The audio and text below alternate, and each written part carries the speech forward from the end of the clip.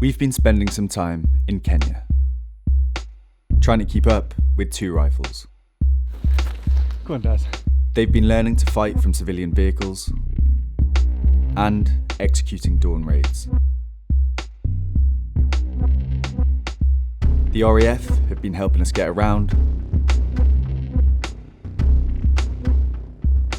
and treating us to the best views.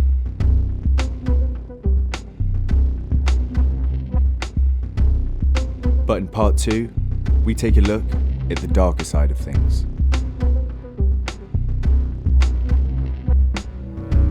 What happens when it all goes wrong?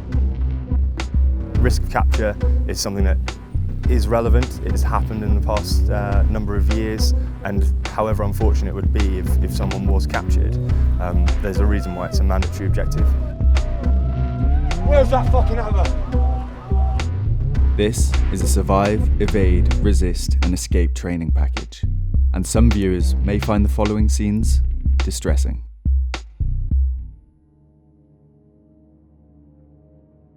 We're 50 kilometres from the nearest tarmac, but we're certainly not alone.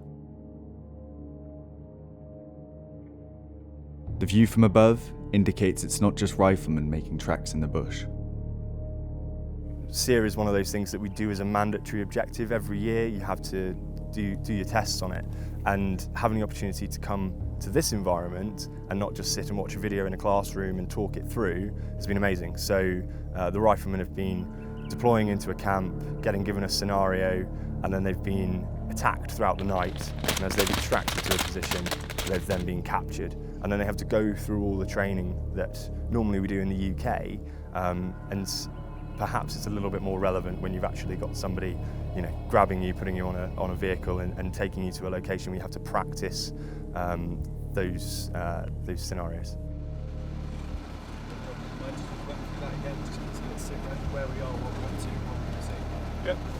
So we're now in sort of the Laikipia sort of hills near a place called Camp SERE, which is our main position whilst we're around this bit of the training area. So whilst we're here, we're going to head a little bit north of the main camp, and we're going to see the guys doing some escape and evasion training, sort of low-level stuff. Quite a niche skill that we don't usually get to train. So it's nice for the guys to go do something a bit different, I think. What might that look like? What do you mean when you talk about low-level skills? So it's being run by a RECCE platoon. It's building on sort of basic foundations that it'll already have, and it'll be looking at what are the best ways of escaping from interrogation, surviving whilst you're on the run.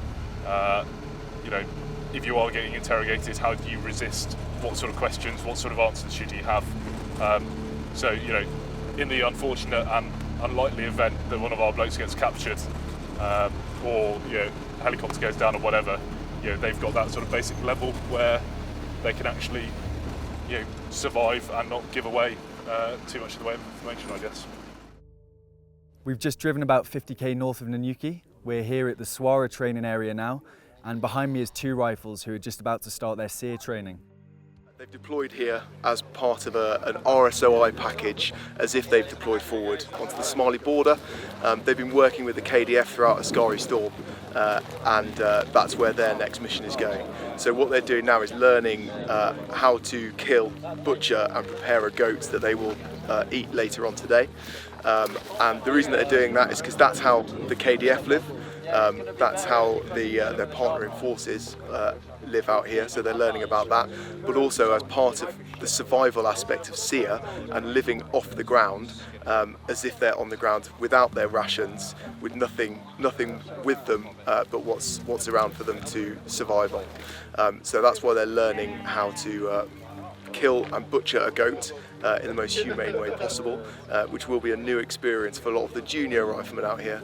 Some of the junior NCOs and seniors will have done it in Brunei as part of the Jungle Warfare Instructors course, but certainly for the juniors this will be a new experience, as will the rest of the SERE package that they're doing, although they don't quite know how it's going to run yet.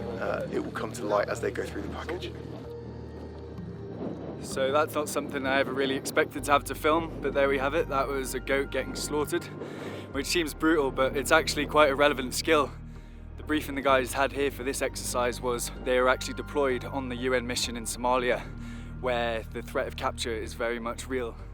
And the skills that they're learning here today really could come into practice. Just going to a doctor. Thank you. Thank you. The vital organs are sent for analysis to track disease as well as training local vets.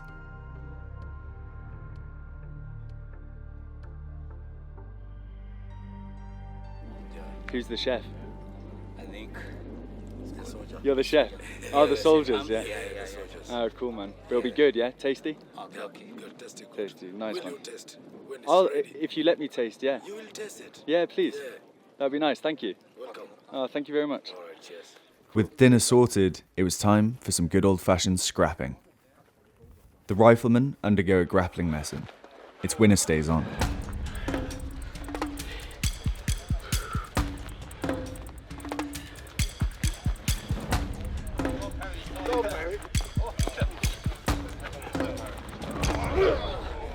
He is too big. If he's there and he's grappling with you, your hands are useless. Get your legs into him. No standing, guys. Go on, Ed. Twist this dick! Remember the pressure point. Don't just get into the emotions of trying to drop it. Not going to work. Go on, Ed. Go on, Ed.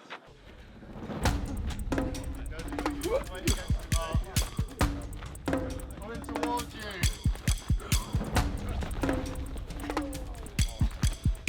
Remember to keep sweep underneath his legs. Move forward, hit him in the leg and then move forward. His leg. Come on. Drive it.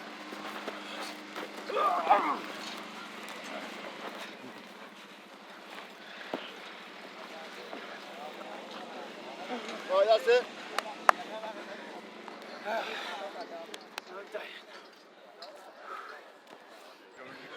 How many scraps is that now?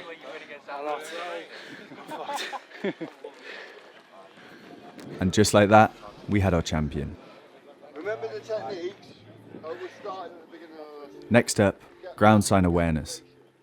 Next, ground, and that's the main focus. What we were going to learn now in the next half an hour. You're going to understand a little bit more ground. The more you understand ground, the better your understanding of when you're manoeuvring and stopping your call sign from going forward or getting hit, or understanding that where the enemy might be tracking or moving. If you can understand that, you need to understand how to minimise your ground. If that makes sense. The instructors have staged a contact in the wadi, and much like a detective, the troops have to build a picture of what has happened based on the ground signs. So we'll keep going. Back at the blood, here, there, everywhere. As you see, he's been dealt with, but not completely. And he's still bleeding out. Happy, treated the casualty. The drags happened there, they've dealt with him. You see all the scuffles, the knee marks, the movements. And just off to a flank, you see where they put him in the baggie? The green bag and fucked him off. Alright? And we continue on. Rate of fire happened here. Cool. They gave him a nice rate of fire back and extracted. However, what else did you see around here? This course itself, or just understanding ground sign, is really important to the everyday soldier, because if he understands this better, he can manoeuvre his troops through any kind of ground and understand what the enemy may or may have not been doing in and around him. So the better he hones these skills on the ground, the better understanding he has when he's moving through the Ulu or any other environment. Hope you've got a little bit of an insight into that. I know it was quick, but due to time I had to push you forward. Everyone happy? Enjoyed it? Good, let's go. As night fell, the soldiers were expecting a quiet campfire and goat kebabs. Instead, an assault. Beginning with simulated artillery, then a volley of fire from the dark. God, he holds the razor wire. They're given an extraction point to reach and a short head start. Then, the hyenas are let loose. I'm going to mount up and have a dismount call sign, push along the MSR now and try and lift these 4 rogue packs. Roger. It's a recce platoon. We've been given sort of their relative locations of their routes and where they're going. So we're just driving around, sort of probing them at the moment. If we see them, we'll fire at them, sort of make noise. Yeah, we're just kind of trying to confuse them, make them possibly break track, change their routes, and just make it a bit harder for them to get the ERV. So we're located here. This is our new ambush area.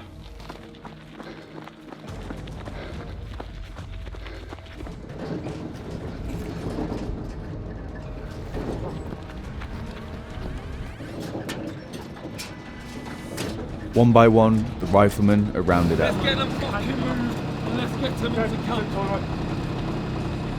Hands in front. And those that made it to the extraction point are ambushed anyway. Stay where you are! Stay where the fuck you are! Fucking stay where you are! Once captured, the intensity is turned up. Fucking move! Get your fucking head down! 7 geezers on this TCV now, yeah? Yeah. And things were about to get a lot worse. Get them blindfolded. Stand the fuck up now. Yep. Let's go. Follow.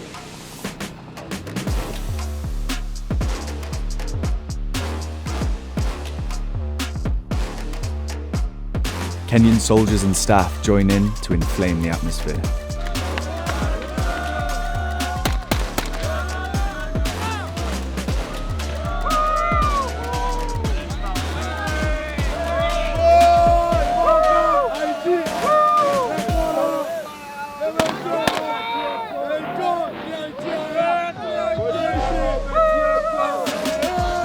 If that wasn't enough, members of the British Special Forces, experts in interrogation, are the final boss. Who's in charge? What are you doing in my country? What are you doing in my country? You fucking solid? Wait, what are you doing?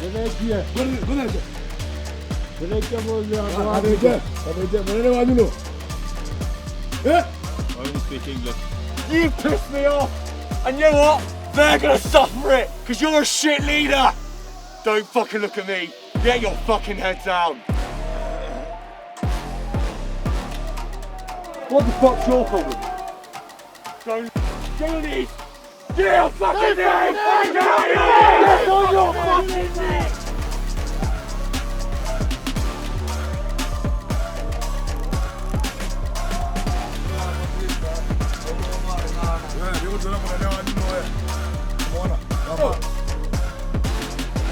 Guardia, go ahead. English.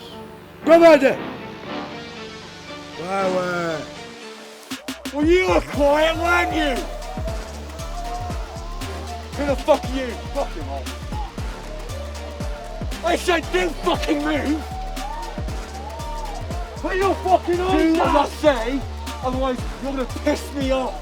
And I'm gonna start getting... Where's that fucking hammer? I'm gonna fucking use this to run one of their kneecaps out. The soldiers will hope that this is as real as it ever gets.